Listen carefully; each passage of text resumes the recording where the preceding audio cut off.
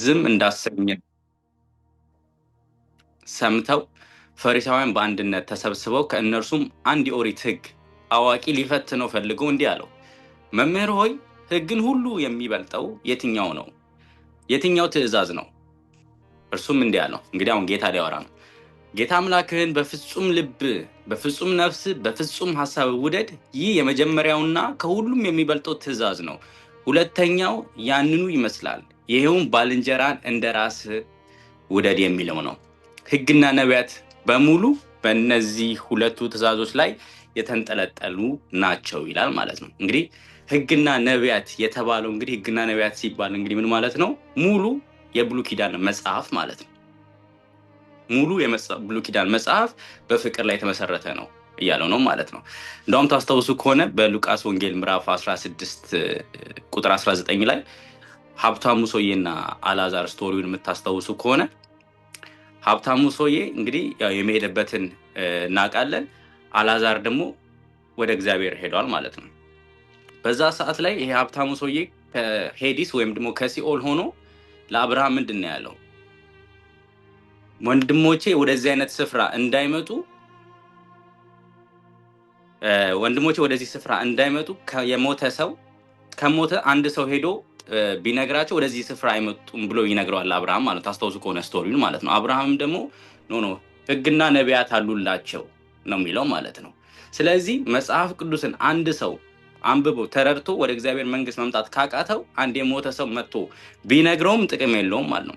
ከአንድ ከሞተ ሰው ኦኬ አንድ ሞቶ ከተነሳ ሰው ወንጌል ከሚናገር ይልቅ የእግዚአብሔር ቃል ይበልጣል ማለት ነው። ኦኬ ለምን? የእግዚአብሔር ቃል ሕያውና የሚሰራ ነው፣ በሁለት በኩል ስለት ካለው ሰይፍ ሁሉ ይልቅ የተሳለ ነው፣ ነፍስና መንፈስ ጅማትና ቅልጥም እስኪለይ ድረስ ዘልቆ ይወጋል፣ የልብንም ሐሳብና ምኞት ይመረምራል ይላል ማለት ነው። በሌላ ቦታ ደግሞ ሐዋርያ ጳውሎስ ምንድነው ያለው? በሁለተኛ ጢሞቴዎስ መልእክቱ ምዕራፍ 3 ላይ ሁለተኛ ጢሞቴዎስ ምዕራፍ 3 ቁጥር 16 ላይ ቅዱሳት መጽሐፍት ሁሉ የእግዚአብሔር እስትንፋስ አለባቸው ይላል ማለት ነው። አያችሁ፣ ቅዱሳት መጽሐፍት ሁሉ የእግዚአብሔር እስትንፋስ አለባቸው ይላል ማለት ነው። ስለዚህ አንድ ሰው ለመዳን እንግዲህ የእግዚአብሔርን ቃል ማወቅ አለበት፣ ይበልጣል እያለ ነው ከሞተ ሰው ሄዶ ወንጌል ከሚነገረው ማለት ነው። ስለዚህ ስለ እግዚአብሔር ቃል ኃይል እየተናገረ ነው ማለት ነው። ሁለተኛውን ስንመለከት ደግሞ ኤፊ እያፈጠንኩ ነው ሆነ ተናገር ትንሽ። እሺ ሁለተኛው ሴሬሞኒያል ሎ የምንለው ነው ማለት ነው። እሱ ደግሞ እንግዲህ ይሄ የአኒማል ሳክሪፋይስ የሚደረጉት ይሄ ፓስኦቨሮች፣ በዓላቶች ወይም ደግሞ ታስታውሱ ከሆነ ዘሌዋውያን ምዕራፍ 16 ላይ ዴይ ኦፍ አቶንመንት የሚባል አለ፣ ወይም ደግሞ አይሁዶች ዮም ኪፖር ብለው በሚጠሩት ካስታወሳችሁት ይሄንን አትብላ፣ ይሄንን ጠጣ፣ ይሄንን እንትን አትበል፣ ይሄንን እንደዚህ ምናምን የሚባሉ ማለት ነው። ኖት ጠጣ ግን አትብላ፣ ደምም አትጠጣ ይባላል። እና እነዚህ ሴሬሞኒያል ሎ የምንላቸው ናቸው ማለት ነው። ኦኬ እስኪ ኤፊሻ ዘሌዋውያን ምዕራፍ 20 ቁጥር 26 አንዴ አንብበው።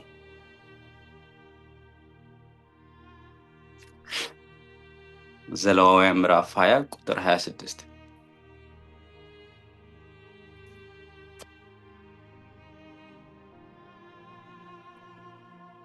እኔ እግዚአብሔር ቅዱስ ነኝና ለእኔም ትሆኑ ዘንድ ከአሕዛብ ለይቻችኋለሁና ቅዱሳን ትሆኑልኛላችሁ። አንዴ ድገመው። እኔ እግዚአብሔር ቅዱስ ነኝና ለእኔም ትሆኑ ዘንድ ከአሕዛብ ለይቻችኋለሁና ቅዱሳን ትሆኑልኛላችሁ። አሜን አሜን። ስለዚህ ምንድነው ያደረገው? ለያቸው ማለት ነው። በዛ ዘመን ለነበሩት አይሁዶች ማነው አሕዛቦች ወይም ፓገን የሚባሉት የራሳቸው የሆነ የሚያደርጉት ነገር ነበራቸው። ግን እግዚአብሔር ከዚህ ህዝብ ምንድነው ያደርጋቸው? ለያቸው ማለት ነው። ስለዚህ ይሄ ሴሬሞኒያል እና ሲቪል ሎ የተሰጠው ዋነኛው ምክንያት ከሌሎች አሕዛብ ከነበሩ ሰዎች እግዚአብሔር ሊለያቸውና ሊቀድሳቸው ስለፈለገ ማለት ነው። ኦኬ ይሄንን ያዙት። ሶስተኛው ደግሞ ሲቪል ሎ የምንለው ደግሞ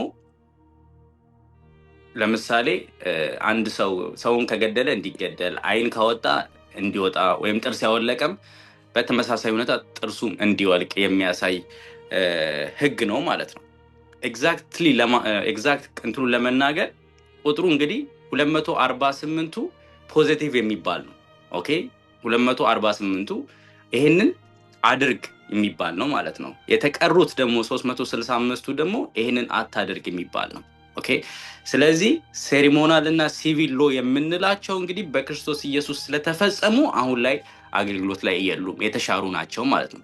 ይሄን ደግሞ ሐዋርያው ጳውሎስ በኤፌሶን መጽሐፉ ምዕራፍ 2 ቁጥር 15 ኤፌሶን ምዕራፍ 2 ቁጥር 15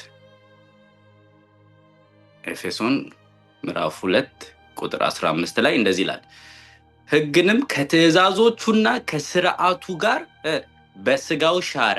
አያችሁ፣ ህግንም ከትእዛዞቹና ከስርዓቱ ጋር በስጋው ሻረ ይልና ይላችሁ ዓላማውም ከሁለት አንድን አዲስ ሰው በራሱ ፈጥሮ ሰላምን ለማድረግ ነው። አያችሁ፣ ዓላማውም ከሁለት አንድን አዲስ ሰው በራሱ ፈጥሮ ሰላምን ለማድረግ ነው። በዛ ሰዓት ላይ የተለዩ ሰዎች ነበሩ አይደል? አሁን ግን በክርስቶስ ኢየሱስ ስናምን አይሁድ የለም አህዛብ የለም። ለዚህ ነው ገላትያ 3:28 ላይ ወንድ የለም ሴት የለም አይሁድ የለም ግሪክ የለም ሁሉም በክርስቶስ ኢየሱስ ምንድነው የሚለው አንድ ሆኗል የሚለው በዚህ ምክንያት ነው ማለት ነው። ስለዚህ ሴሪሞኒያል ሎ የምንለውና ሲቪል ሎ የሚባለው የተፈጸመ ነው፣ አሁን ላይ አገልግሎት ላይ የለም ማለት ነው። ስለ ምግቡም ሲነሳ እንግዲህ ሐዋርያው ጳውሎስ በቆላሲስ መልእክቱ ምዕራፍ 2 ቁጥር 16 እስከ 17 እንደዚህ ይላል። ቆላሲያስ ምዕራፍ 2 ከቁጥር 16 እስከ 17 ምዕራፍ 2 ከቁጥር 16 እስከ 17 እንደዚህ ይላል።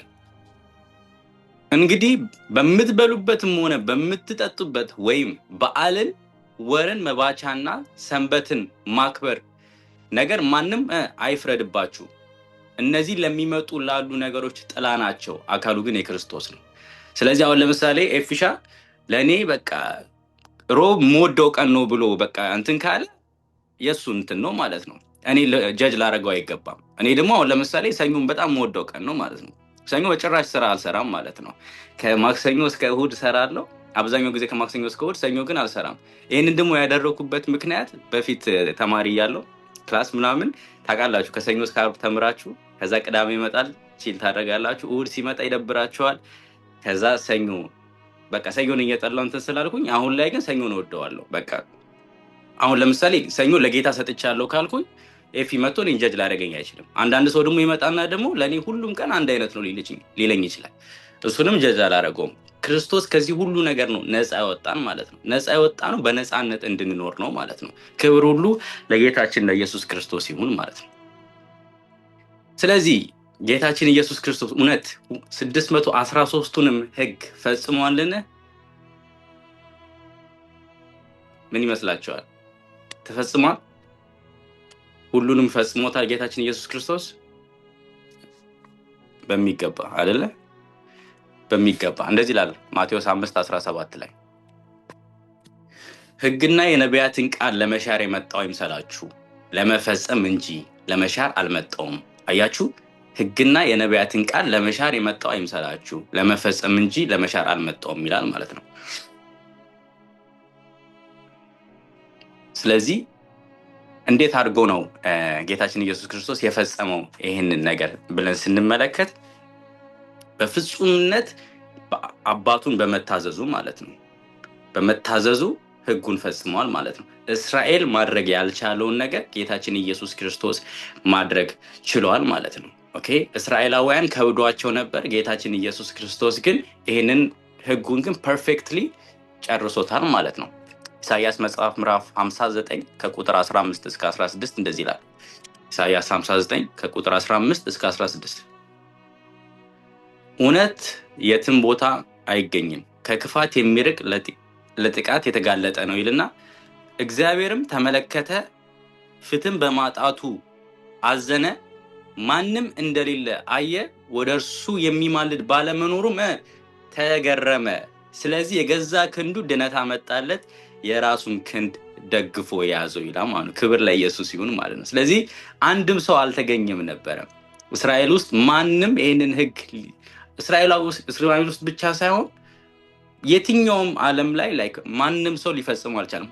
ለዚህ ነው መጽሐፍ ሲናገር ሮሜ 3 ሁሉ ኃጢአትን ሰርቷል የእግዚአብሔርም ክብር ጎድሎታል የሚለው ማለት ነው። አያችሁ ጌታችን ኢየሱስ ክርስቶስ ላይ ግን ጥቂት ነገር ኃጢአት የሚባል ነገር እንኳን አልተገኘበትም ማለት ነው። ትንሽዬ ነገር እንኳን አልተገኘበትም።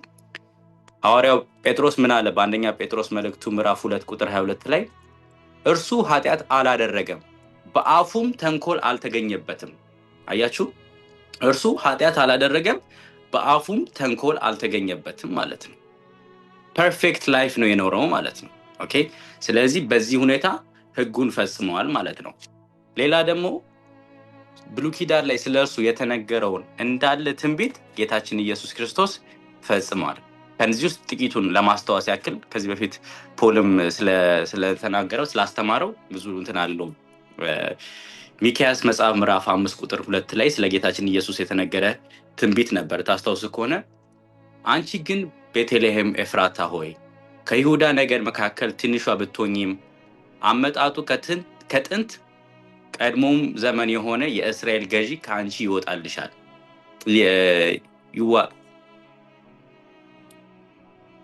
ከአንቺ ይወጣልሻል ይላል ማለት ነው። ሚክያስ መጽሐፍ ምዕራፍ 5 ቁጥር 2።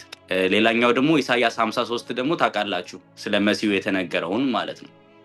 ስለዚህ ይህንንም ህግ ጌታችን ኢየሱስ ክርስቶስ ፉልፊል ወይ ደግሞ ሲፈጽም እንመለከታለን ማለት ነው። ሌላኛው ደግሞ የፈጸመው ደግሞ እንግዲህ ቅድም ስለምን አውርተናል? ስለ ዮም ኪፖር አውርተናል። the day of atonement የሚባለው ማለት ነው። ስለዚህ በብሉይ ኪዳን እንግዲህ እንስሳቶችን የሚሰውት ጥላው እንግዲህ በኋላ የሚመጣው ክርስቶስ ኢየሱስን ነው ማለት ነው አይደለ? ስለዚህ ጌታችን ኢየሱስ በመጣ ሰዓት ላይ ከዛ በኋላ ምንድነው ይባለው ድጋሜ ካህኑ በየአመቱ ወይም ደግሞ በየጊዜው እንስሳን አይሰዋልንም ማለት ነው። ዕብራውያን መጽሐፍ ምዕራፍ 10 ላይ እንደሚለው ዕብራውያን መጽሐፍ ምዕራፍ 10 ከቁጥር 10 እስከ 14 እንደዚህ ይላል።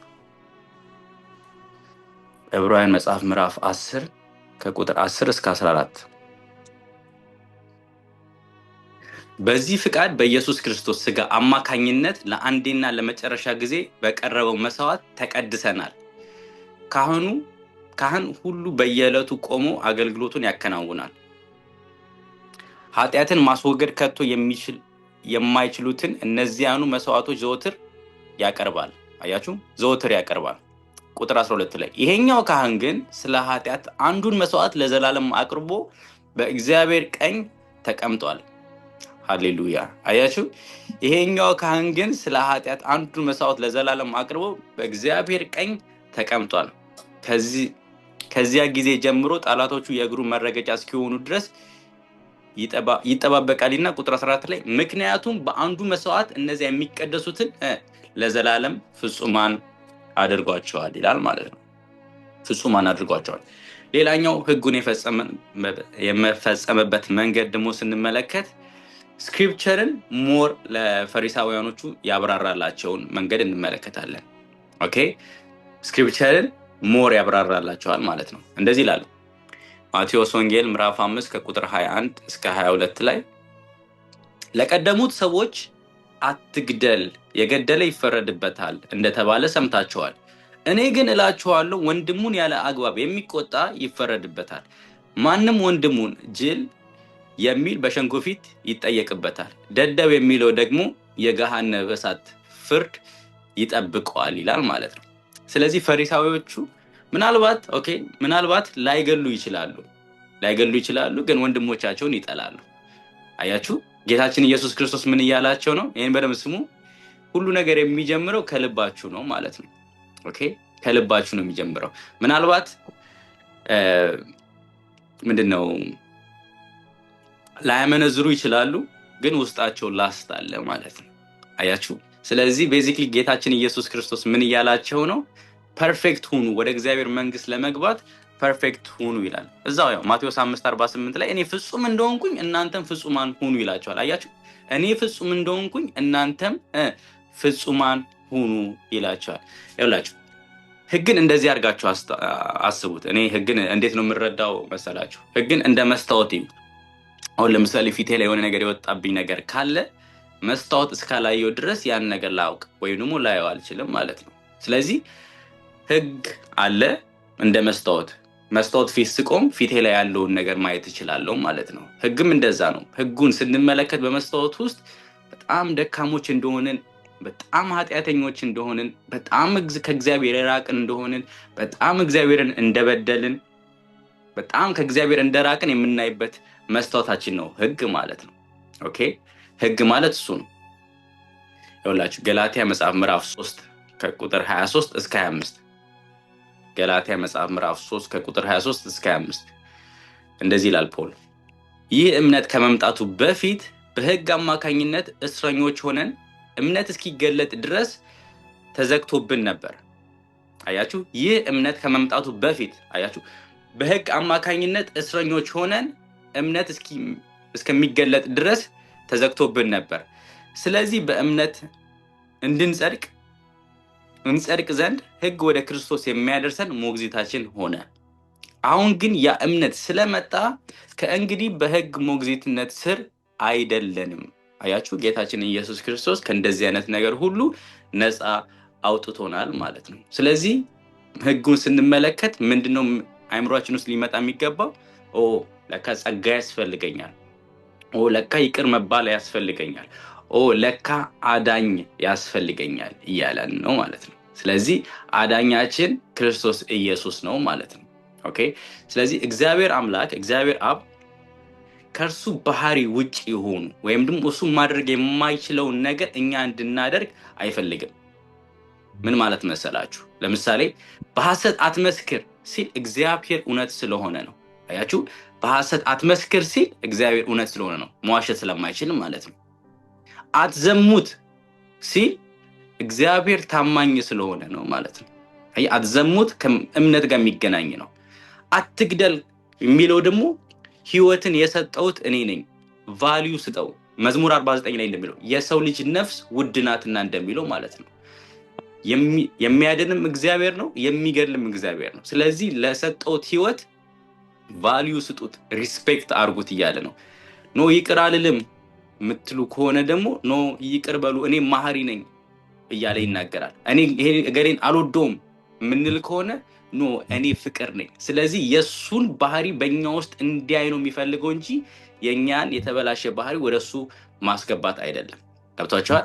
ስለዚህ አሁን ለምሳሌ አንድ ሰው ጾም ጸሎት ወይ ደግሞ ሲጾምና ሲጸልይ ያ የፈለገውን ነገር እግዚአብሔር እሺ እንዲለው ሳይሆን ሲጸልይ ወደ እግዚአብሔር ሐሳብ ያ ሰው እንዲቀርብ ነው ሰው የሚጾመውም የሚጸልየውም እንደዛ ማለት ነው። ኦኬ፣ ክብር ለኢየሱስ ይሁን። ማቴዎስ 5:18 ላይ እንቀጥል ጥቅሱን ቨርስ ባይ ቨርስ እንሂድና እንትን እንላለን። እውነት እላችኋለሁ ሰማይና ምድር እስኪያልፍ ድረስ ህግ ሁሉ ይፈጸማል እንጂ ከህግ አንዲቷም ፊደል ወይም አንዲት ነጥብ እንኳን አትሻርም ይላል ማለት ነው። አያችሁ፣ እውነት እላችኋለሁ ሰማይና ምድር እስኪያልፍ ድረስ ህግ ሁሉ ይፈጸማል እንጂ ከህግ አንዲቷም ፊደል አንዲት ነጥብ እንኳን አትሻርም። ይሄ እንግዲህ ለእግዚአብሔር ቃል ያለንን አመለካከት ሊቀይርልን ይገባል። የሚሰማ ድምፅ አለ ጋይስ? አዎ፣ አዳነች ሚውት አድርጊ።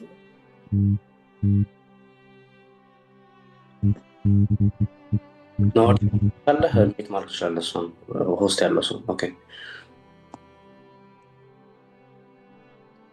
ስለዚህ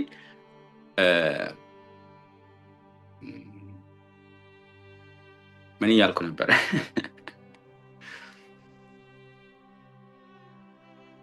ለእግዚአብሔር ቃል ያለንን ቫልዩ ልናይ ይገባል ማለት ነው። እውነት እላችኋለሁ ሰማይና ምድር እስኪያልፍ ድረስ ሁሉ ይፈጸም እንጂ ከህግ አንዲቷን ፊደል ወይም አንዲት ነጥብ እንኳን አትሻርም። ስለዚህ ለእግዚአብሔር ቃል ያለንን አመለካከት ይሄ ጥቅስ ሊቀይረው ይገባል ማለት ነው። የእግዚአብሔር ቃል የማይሻር ነው ማለት ነው። ስለዚህ መጽሐፍ ቅዱሳችንን በምናነብበት ሰዓት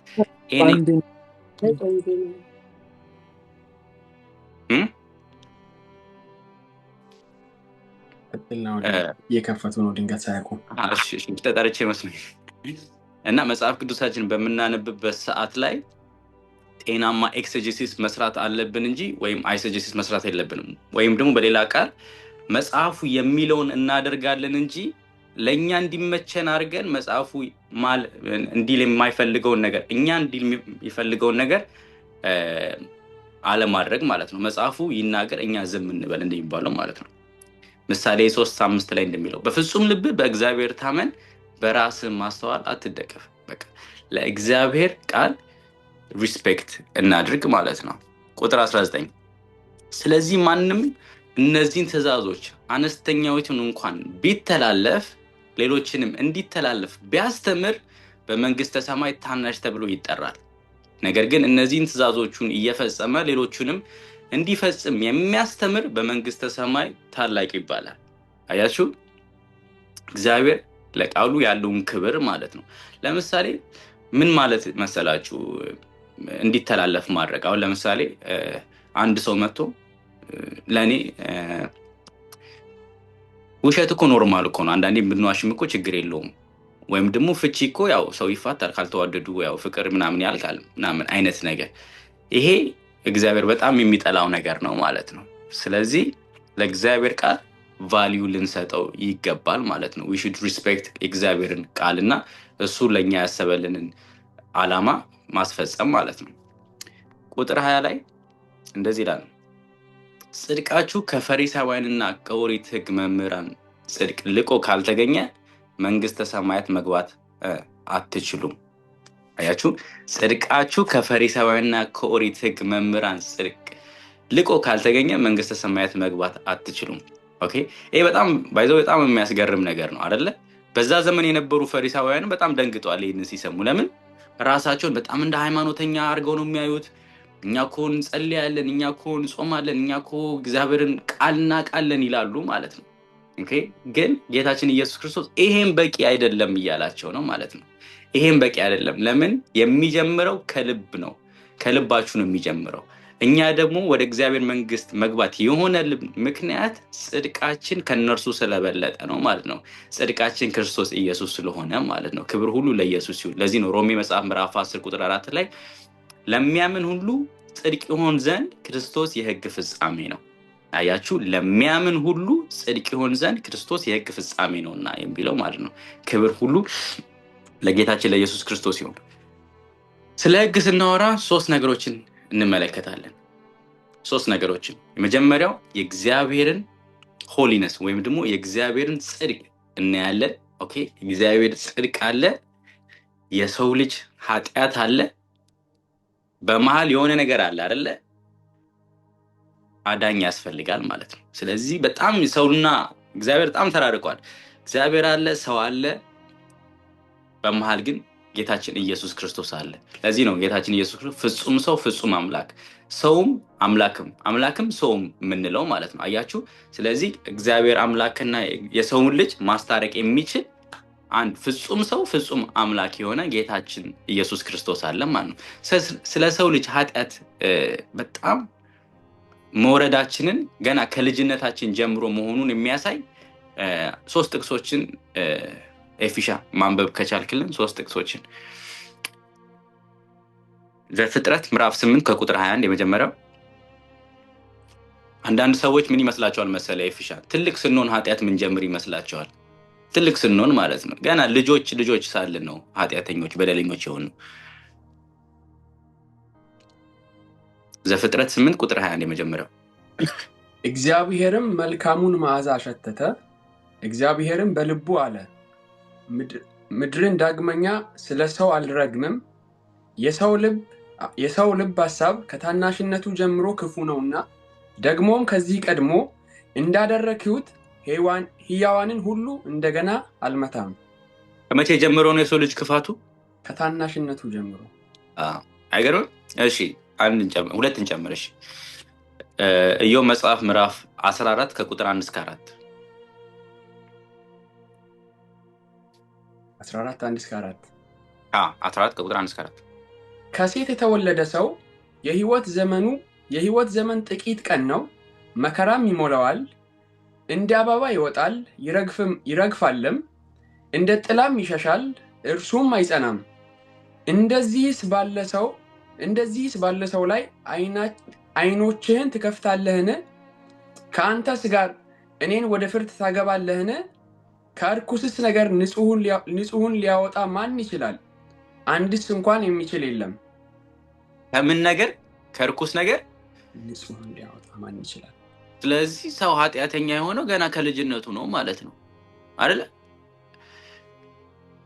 እንትን አጋጥሞች ያቅም የ3 ዓመት ልጅ ወይም የ4 ዓመት ልጅ ምናምን አንዳንዴ የሆነ ነገር ሰርቁ ማንም ሳይነግረው የሆነ ነገር ወስዶ ከሆነ ህፃን ልጅ ይደብቀዋል ማንም ሳያስተምረው። ገና ልጆች ሳለን ክፉዎች ነን ማለት ነው። ኦኬ ኃጢአታችን የሚጀምረው ትልቅ ሆነን ሳይሆን ገና ልጆች ሆነን ማለት ነው። ኦኬ አንድ ጥቅስ እንጀምር። ኢዮብ መጽሐፍ ምዕራፍ 15 ከቁጥር 14 እስከ 16። ኢዮብ መጽሐፍ ምዕራፍ 15 ከቁጥር 14 እስከ 16 yes ንጹህ ይሆን ዘንድ ሰው ምንድነው? ጻድቅስ ይሆን ዘንድ ከሴት የተወለደው ምንድነው? እናሆ በቅዱሳንሱ እንኳን አይታመንም፣ ሰማያትም በፊቱ ንጹሃን አይደሉም። ይልቁንስ አጸያፊና የረከሰ ኃጢአትንም እንደ ውሃ የሚጠጣ ሰው ምንኛ ያንስ። ኃጢአትንም እንደምንድነው? እንደ ውሃ። አይገርምም? ስለዚህ ገና ከልጅነታችን ጀምሮ በደለኞች ኃጢአተኞች ነን ማለት ነው። ለዚህ ነው አዳኝ የሚያስፈልገን ማለት ነው። ለዚህ ነው የእግዚአብሔር ልጅ ወደ ምድር የመጣው ማለት ነው። ለዚህ ነው የእርሱን ጌታችን ኢየሱስ ክርስቶስ በመስቀል ላይ በሆነ ሰዓት ላይ የዓለምን ኃጢአት ከተሸከመ በኋላ አይደለም ያለቀው። ከተሸከመ በኋላ የሱን ደግሞ righteousness ወይ ደግሞ የሱን ጽድቅ ደግሞ በእኛ ላይ አፈሰሰው ማለት ነው። ክብር ሁሉ ለኢየሱስ ይሁን። ኃጢአታችንን መወሰድ ብቻ ሳይሆን የሱን ጽድቅ እንድንለብስ አደረገልን ማለት ነው።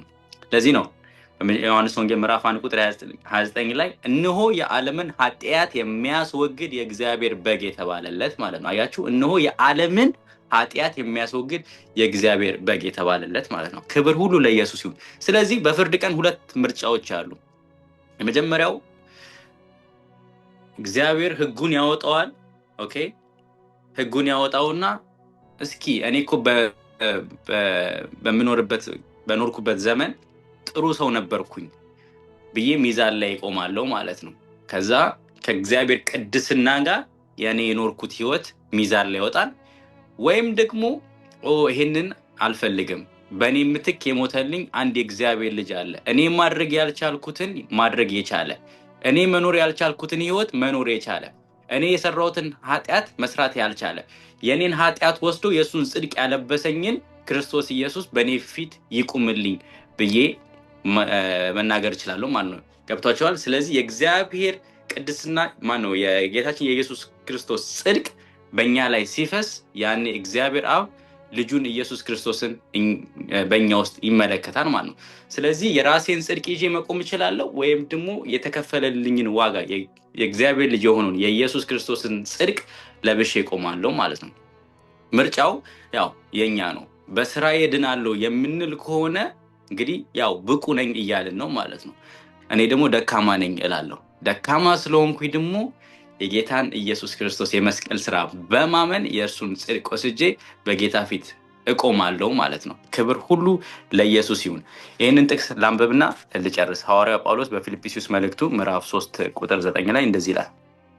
ፊልጵስዩስ መጽሐፍ ምዕራፍ 3 ቁጥር 9 ላይ እንደዚህ ይላል፣ ሕግን በመጠበቅ የሚገኝ የራሴ ጽድቅ ኖሮኝ ሳይሆን በክርስቶስ በማመን ይሄውም ከእግዚአብሔር የሚመጣ ከእምነት በሆነው ጽድቅ በእርሱ ዘንድ እንዳገኝ ነው።